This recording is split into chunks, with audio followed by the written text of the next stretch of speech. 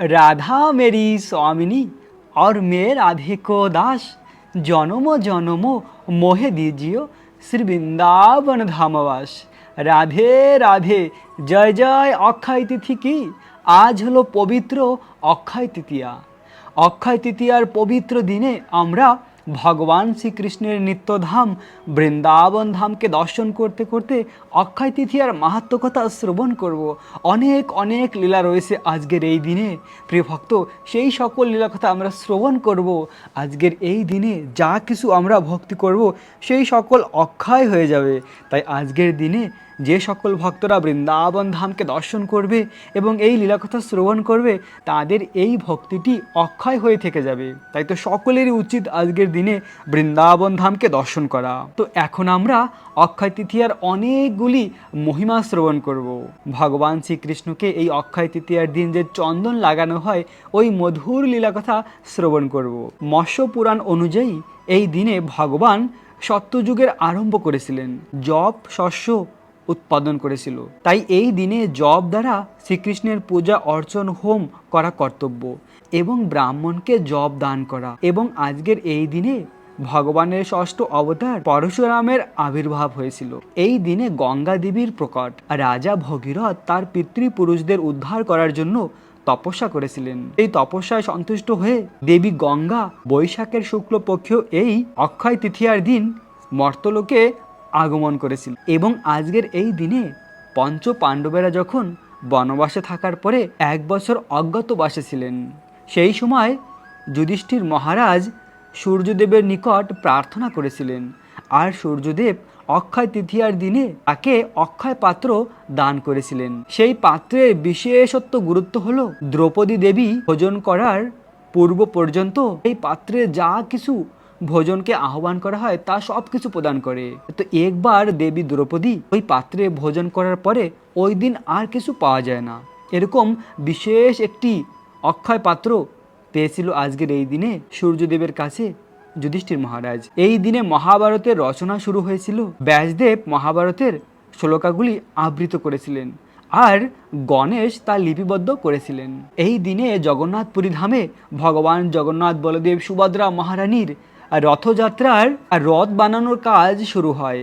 আজকের এই পবিত্র অক্ষয় তৃতীয়ার দিনে শ্রীক্ষেত্র পুরী ধামে ভগবান জগন্নাথ দেবের রথ বানানোর কার্য শুরু হয়। এই তিথি ভগবান শ্রী হরির অত্যন্ত প্রিয়। তাই এই দিনে প্রাতঃ স্নান, হরিনাম জপ করা এবং ভগবানের অর্চন করা, ভগবানের পূজা করা আর ব্রাহ্মণকে দান করা, এই সকল যা কিছু ভগবানের ভক্তি তা সবকিছু অক্ষয় হয়ে থেকে যায়। এবং এই দিনে মহাদেবের কাছে প্রার্থনা করে কুবের স্বর্গের কোষাধ্যক্ষ পদ এবং বিপুল ঐশ্বর্য লাভ করেছিলেন।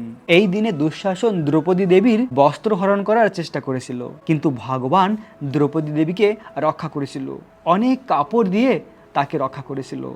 কেননা দ্রৌপদী দেবী ভগবানের চরণে আত্মসমর্পণ করেছিল, হে গোবিন্দ তুমি আমাকে রক্ষা করো, এখন তুমি ছাড়া আর কেউ নেই। দ্রৌপদী দেবী তার আত্মীয় স্বজন পতি সকলের কাছে সাহায্য চেয়েছিল। কেউ যখন সাহায্য করতে পারে না তখন স্বয়ং ভগবানের কাছে প্রার্থনা করেছিল, 2 হাত তুলে, হে গোবিন্দ তুমি রক্ষা করো, তুমি ছাড়া এখন আর কেউ নেই আমাকে রক্ষা করার। তাই দ্রৌপদীকে ভগবান এই দিনে রক্ষা করেছিল। একবার ভগবান শ্রীকৃষ্ণের একটু হাত কেটেছিল, তখন দ্রৌপদী দেবী তার কাপড়ের আঁচল দিয়ে ভগবানের হাত বেঁধেছিল। তো তাই তো আমরা ভগবানকে যদি অল্প কিছু দিই, ভগবান তার বিনিময় অসীম কিছু আমাদের দিয়ে থাকে। এটাই হলো ভগবানের মহিমা। ভগবান হলো ভক্ত বৎসল করুণাময়।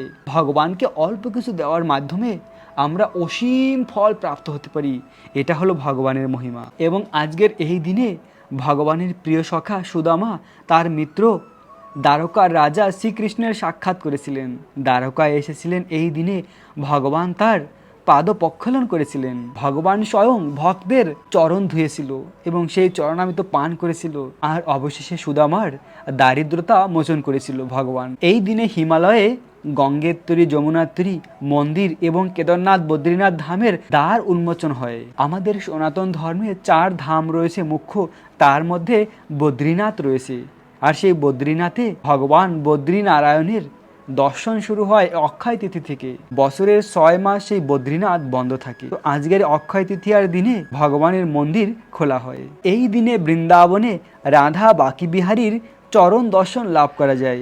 এই দিনে বৃন্দাবনে ভগবান তার সখাদের সঙ্গে মানসী গঙ্গায় নৌকা বিহার করেছিল এবং তারপরে গোপিকাদের সঙ্গে নৌকা বিহার করেছিল। একবার ভগবান জগন্নাথ দেব রাজা ইন্দ্রদুম্নকে স্বপ্ন আদেশ করেছিলেন মলয়ে চন্দন এনে তাকে লাগানোর জন্য, আর সেই থেকে ভগবান জগন্নাথকে চন্দন লাগানো হয় পুরীধামে। তো আজকের এই দিন থেকেই প্রতিটি মন্দিরে, বৃন্দাবন, পুরীধাম এবং বাকি সকল স্থানেই ভগবানকে 21 দিন ব্যাপী চন্দন লাগানো হয়। আর সেই চন্দন যাত্রা নিয়ে মধুর লীলা রয়েছে, সেই লীলা কথা এখন আমরা শ্রবণ করব। ভগবান শ্রীকৃষ্ণের এক অনন্য ভক্ত ছিল মাধবেন্দ্র পুরী, আর ওই মাধবেন্দ্র পুরীর জন্য ভগবান অপেক্ষা করছিল। ভগবানের শুদ্ধ ভক্তের জন্য ভগবান অপেক্ষা করে। তো মাধবেন্দ্র পুরী কবে আসবে বৃন্দাবনে আর তার হাতের সেবা গ্রহণ করবে ভগবান গোপাল। তো মাধবেন্দ্র পুরী বৃন্দাবনে এসেছে। বৃন্দাবনে এসে গিরি গোবর্ধন পরিক্রমা করছিল। গিরি গোবর্ধন পরিক্রমা করতে করতে একটি সময় যখন গোবিন্দকুণ্ডের কাছে আসে তখন ক্লান্ত হয়ে পড়ে মাধবেন্দ্র পুরী। একটি বটবৃক্ষের নিচে বিশ্রাম করতে শুরু করে। আর তখন মাধবেন্দ্র পুরীর অনেক ক্ষুধার্ত ছিল, কেননা মাধবেন্দ্র পুরী কারো কাছে কিছু চেয়ে খেত না। যদি কেউ তাকে কিছু প্রদান করে তখনই তিনি আহার করে, আর তাছাড়া নয়। অযাচিত বৃত্ত ছিল। তো মাধবেন্দ্র পুরী বৃন্দাবনে প্রবেশ করার সময় সংকল্প করেছিল যে এই বৃন্দাবনে আমার শ্যাম সুন্দর কৃষ্ণ দুগ্ধ জাতীয় সবকিছু আহার করতো, ননি, মাখন, ঘি। তাই আমি বৃন্দাবনে যতদিন থাকবো শুধুমাত্র দুধ পান করব, আর কিছু নয়। তো ভগবান স্বয়ং তার ভক্তের জন্য একটি পাত্রে করে দুধ নিয়ে এসেছিল। মাধবেন্দ্র পুরী যখন বিশ্রাম করছিল বটবৃক্ষের নিচে তখন ভগবান এসে তাকে ওই দুধ দিয়েছিল যে বাবাজি তুমি কেন খাও না, এই দুধকে তুমি আহার করো নাও। তো মাধবেন্দ্র পুরী বলল আমি যে ক্ষুধার্ত তুমি কি করে জানলে, কে তুমি, এবং আমি দুধ পান করবো তুমি কি করে জানলে? তো তখন গোপাল বলল ওই গোপাল স্বয়ং ভগবান ছিল, একটি বালকের রূপ ধারণ করে এসেছিল। মাধবেন্দ্র পুরী দেখলো এত সুন্দর এই বালকটির রূপ, এত সুন্দর রূপ এর আগে কখনো দেখিনি। তখন ওই গোপাল কৃষ্ণ বলল আরে এই গোবিন্দকুণ্ডে গোপিকারা জল নেওয়ার জন্য এসেছিল, তারাই বলছিল এক বাবাজি ওখানে বিশ্রাম করছে, তাই আমি এই দুধ নিয়ে এসেছি। তাছাড়াও আমার গ্রামে কেউ ক্ষুধার্ত থাকতে পারে না, তো তুমি এই দুধ ধরো, দুধ পান করো, আমি যাচ্ছি গোচরণে। তো ভগবান তাড়াতাড়ি যেতে চেয়েছিল যে এরপরে না কি প্রশ্ন করে বসে। ওই অপ্রাকৃত জগতের গোলক বৃন্দাবনের যে দুধ স্বয়ং ভগবান নিয়ে এসেছে ওই দুধ পান করেছিল। পান করে মাধবেন্দ্র পুরী এরকম অনুভব হচ্ছিল যে এত সুস্বাদু এর আগে কখনো পান করেনি, এত সুস্বাদু দুধ হতে পারে। আসলে ওই দুধ তো এই জগতের ছিল না, প্রাকৃত জগতের ছিল। তো ওই দুধ পান করে মাধবেন্দ্র পুরী ওই বটবৃক্ষের নিচে বিশ্রাম করেছিল, ঘুমিয়ে পড়েছিল। আর তখন রাতে স্বয়ং ভগবান গোপাল যে একটু আগেই দুধ নিয়ে এসেছিল, ওই গোপাল ভগবান মাধবেন্দ্র পুরীকে স্বপ্ন দিয়েছিল হে মাধব আমি তোমার জন্যই অপেক্ষা করেছি যে কবে আমার মাধব আসবে, কবে আমার ভক্ত এসে আমার সেবা করবে। দেখো এই গোবিন্দকুণ্ড আর শঙ্কর্ষণ কুণ্ডের মাঝে যে বন রয়েছে, ঝাড়ি রয়েছে বনের, এই বনের মাঝে আমার বিগ্রহ রয়েছে। আমার পূজারীরা জবনদের ভয়ে আমাকে এখানে ঝাড়ির মধ্যে মাটির নিচে রেখে চলে গিয়েছে, আর এখানে আমি অতি কষ্টে রয়েছি। তো আমাকে এই মাটির মধ্যে থেকে উঠিয়ে গোবর্ধনের উপরে মন্দির বানিয়ে আমার পূজা করো, আমাকে অভিষেক করো। তো এভাবে স্বপ্ন আদেশ পেয়ে মাধবেন্দ্র পুরী যখন ঘুম থেকে উঠে তখন মাধবেন্দ্র পুরী ব্রজবাসীদের সকলকে ডেকেছে আর স্বপ্নের সব কিছু তাদেরকে বলেছে। তো ব্রজবাসীরা সকলে এসে তখন ওই ঝাড়িকে কেটে যে স্থান ভগবান স্বপ্ন আদেশ দিয়েছিল ওই স্থানে মাটির নিচে গোপালকে পেয়েছিল, স্বয়ং ভগবান গোপাল।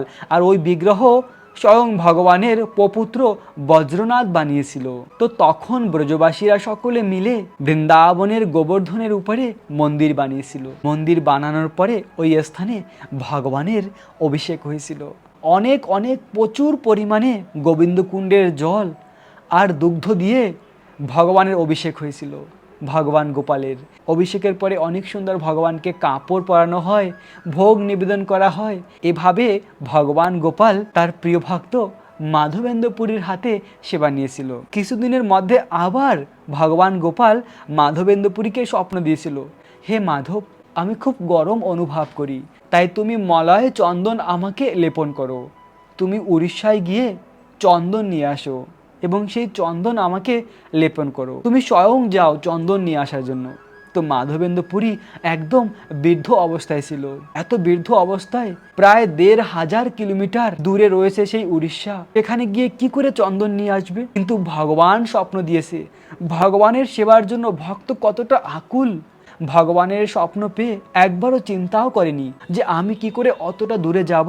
আর তাছাড়াও পায়ে হেঁটে, তখনকার দিনে কোনো ব্যবস্থা ছিল না, শুধুমাত্র পায়ে হেঁটে যেতে হতো। কিন্তু ভগবান স্বপ্ন দিয়েছে, যা হবে, যদি আমার প্রাণও চলে যায় তাহলে কোনো অসুবিধা নেই, কৃষ্ণ সেবাই জীবনের সব কিছু প্রাপ্তি। তো মাধবেন্দ্র পুরী ছিল ভগবানের শুদ্ধ ভক্ত ছিল। আর এইদিকে গোপালের সেবার জন্য দুজন ভক্তকে রেখে গিয়েছিল, দুইজন পূজারীকে, তারা গোপালের সেবা করছিল।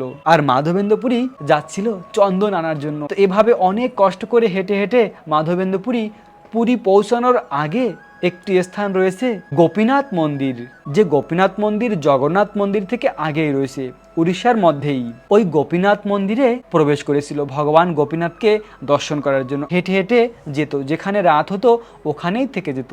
তো ওই দিন পুরী যাওয়ার ঠিক একদিন আগে গোপীনাথ মন্দিরে মাধবেন্দ্র পুরী প্রবেশ করেছে। ওখানে গিয়ে গোপীনাথকে দর্শন করেছে, কত সুন্দর গোপীনাথ, এবং পূজারীদের কাছে সব কিছু জেনেছে যে কী করে এখানে সেবা পূজা হয়, কি কি ভগবানকে ভোগ লাগানো হয়, কেন না সব কিছু জেনে বৃন্দাবনে গিয়ে তার গোপালকে সেইভাবে ভোগ নিবেদন করবে, সেইভাবে সেবা পূজা করবে। তো তখন ওখানকার ভক্তরা বলছিল এখানে গোপীনাথকে অমৃতকেলি ভোগ লাগানো হয়, প্রতিদিন রাতে গোপীনাথকে অমৃতকেলি ভোগ লাগানো হয়।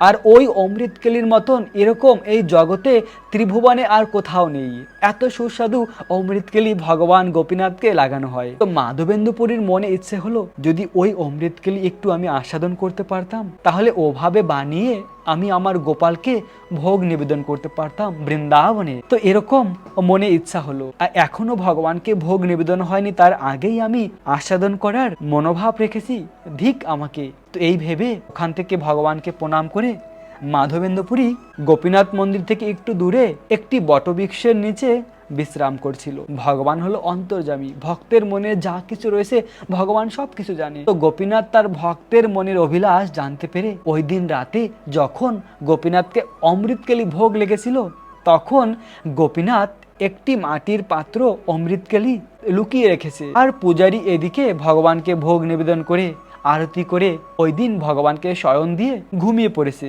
মাঝ রাতে ভগবান গোপীনাথ পূজারীকে স্বপ্ন দিয়েছে, ওঠো ওঠো, দেখো আমার বিগ্রহের পিছনে আমি একটি অমৃতকেলি লুকিয়ে রেখেছি আমার ভক্তের জন্য, মাধবেন্দ্র পুরীর জন্য। ওই অমৃতকেলি তুমি মাধবেন্দ্র পুরীকে দিয়ে দাও। তো পূজারী উঠে স্নান করে ভগবানের মন্দিরের পিছনে গিয়ে যেরকম স্বপ্ন তেমনটি পূজারী দেখেছে, সেই অমৃতকেলি ভগবান লুকিয়ে রেখেছে। তো পূজারী এভাবে ওই অমৃতকেলি নিয়ে পূজারী এভাবে বলছিল কে আছে মাধবেন্দ্র পুরী, তার জন্য গোপীনাথ ক্ষীর রেখেছে। তো মাধবেন্দ্র পুরী বলল আমি। তখন ওই পূজারী মাধবেন্দ্র পুরীকে দণ্ডবাদ প্রণাম করেছে যে আপনি হলেন ধন্য, আপনার জন্য স্বয়ং ভগবান ক্ষীর চুরি করেছে।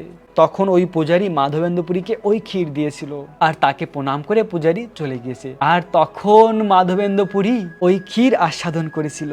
ভগবান যে নিজে স্বয়ং তার ভক্তের জন্য চুরি করে রেখেছিল, সেই ক্ষীর আস্বাদন করেছিল মাধবেন্দ্র পুরী।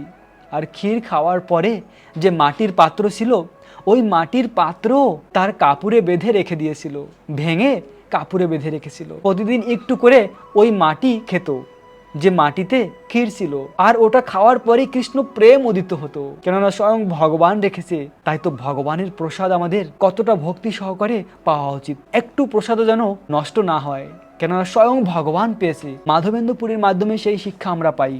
ক্ষীর আস্বাদন করার পরে মাটির পাত্রটাও রেখে দিয়েছে, একটু একটু করে প্রতিদিন ওই মাটির পাত্র খেত, আর ওই মাটি আস্বাদন করার সঙ্গে সঙ্গে কৃষ্ণ প্রেম উদিত হতো। এরকম মধুর লীলা রয়েছে। তো এর আগে শুধু গোপীনাথ মন্দির নামে প্রসিদ্ধ ছিল, কিন্তু যখন ভক্তের জন্য গোপীনাথ ক্ষীর চুরি করেছে, সেই থেকে ওই মন্দিরের নাম হয়েছে ক্ষীরচোরা গোপীনাথ। যদি কেউ আমাদের চোর বলে আমাদের ভালো লাগবে, কিন্তু ভগবানের ভালো লাগে, কেন? ভগবান তার ভক্তের জন্য ক্ষীর চুরি করেছে। আর আজও ওই মন্দিরের নাম ক্ষীরচোরা গোপীনাথ মন্দির, জগৎ প্রসিদ্ধ ক্ষীরচোরা গোপীনাথ। আর মাধবেন্দ্রপুরী মনে মনে চিন্তা করলো, আমার জন্য ভগবান ক্ষীর চুরি করেছে।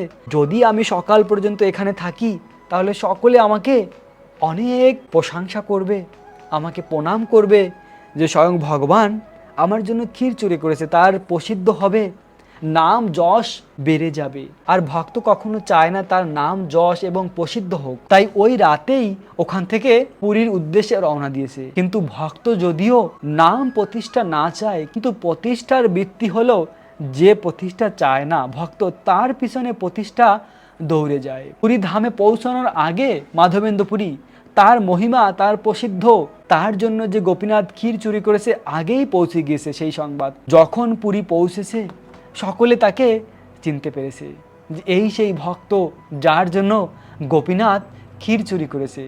তো পুরীতে যারা ছিল ভক্ত তারা সকলে তাকে খুব আদর করেছে, যত্ন করেছে এবং তিনি বলেছেন তার উদ্দেশ্য যে আমি চন্দনের জন্য বৃন্দাবন থেকে এসেছি, গোপালকে চন্দন লাগানোর জন্য। তখন ওখান থেকে অনেক চন্দন তাকে দেওয়া হয় এবং দুজন ভক্ত তার সঙ্গে দেওয়া হয়।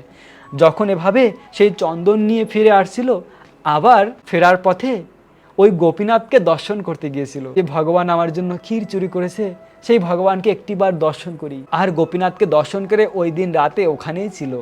আর তখন আবার গোপাল রাতে স্বপ্ন দিয়েছে যে হে মাধব, তোমার ওই চন্দন নিয়ে বৃন্দাবনে আসতে হবে না, আমি আর গোপীনাথ অভিন্ন। তুমি গোপীনাথকে চন্দন লেপন করো, গোপীনাথকে চন্দন লেপন করলে আমার শরীর শীতল হয়ে যাবে, তোমাকে চন্দন নিয়ে বৃন্দাবনে আসতে হবে না। ভগবান চাইল না তার ভক্ত এত কষ্ট করে বৃন্দাবনে চন্দন নিয়ে আসুক। আর তাছাড়াও চন্দন নিয়ে আসার জন্য রাস্তায় অনেক সমস্যা ছিল, তো সেজন্য ভগবান চাইল না তার ভক্ত এত কষ্ট করুক। আসলে ভগবান গোপাল তার ভক্তের পরীক্ষা করেছে। কত উন্নত ভক্ত, শ্রেষ্ঠ ভক্ত মাধবেন্দ্রপুরী, তাও ভগবান তার ভক্তের ভাবে পরীক্ষা নিয়েছে। তাই আমরা যদি এই জীবনে গোলক বৃন্দাবন যেতে চাই তাহলে ভেবে দেখুন আমাদের জীবনে কত পরীক্ষা রয়েছে। ভগবান কতভাবে আমাদের পরীক্ষা করবে, জীবনে অনেক কিছু দিয়ে পরীক্ষা করবে যে আমরা সেই বস্তুর প্রতি কি আসক্তি হয়ে যাই না এই জীবনে কৃষ্ণকে চাই। যদি এই জীবনে কৃষ্ণকে পাওয়ার ইচ্ছা থাকে, ভগবানের কাছে ফিরে যাওয়ার, তাহলে এই জগতে অনেক কিছু আমাদের জীবনে আসবে। সেই সকল কিছু পরিত্যাগ করে শুধু কৃষ্ণকেই হৃদয়ে ধারণ করে রাখতে হবে। তো এভাবে মাধবেন্দ্রপুরী গোপীনাথকে 21 দিন পর্যন্ত চন্দন লাগিয়েছে। আর সেই থেকে আজও প্রতিটি মন্দিরে চন্দন লাগানো হয়। আর অক্ষয় তৃতীয়ার দিনে এই চন্দন লাগানো শুরু করেছিল মাধবেন্দ্রপুরী। প্রিয় ভক্ত, আজ আমরা এই অক্ষয় তৃতীয়ার দিনে বৃন্দাবন ধামকে দর্শন করতে করতে এরকম মধুর লীলা কথা শ্রবণ করেছি। আপনারাও সকলে বাড়িতে চন্দন লেপন করুন ভগবানকে এবং ভগবানের সেবা করুন, ভগবানের নাম করুন। এই দুর্লভ মনুষ্য জন্ম সার্থক হয় ভগবানকে ভালোবাসার মাধ্যমে। আমাদের এই দেহটি একসময় অন্ত হয়ে যাবে, সকলেরই মৃত্যু হবে, কেউ অমর নয়, আমরা কেউ চিরস্থায়ী নই। একটি সময় আমাদের প্রাণ ত্যাগ করতে হবে। তাই প্রাণ ত্যাগ করার পরে আমরা কোথায় যাব? কৃষ্ণ ভক্তি করলে কৃষ্ণের কাছে ফিরে যেতে পারবো। তাই সবসময় কৃষ্ণের কথা চিন্তা করুন, কৃষ্ণকে ভালোবাসুন আর ভগবানের নাম জপ করুন। আপনাদের সকলকে চন্দন যাত্রার অনেক অনেক শুভেচ্ছা, অভিনন্দন। রাখবেন নিজেদের অনেক অনেক যত্ন, থাকবেন কৃষ্ণ ভাবনাময়। রাধে রাধে।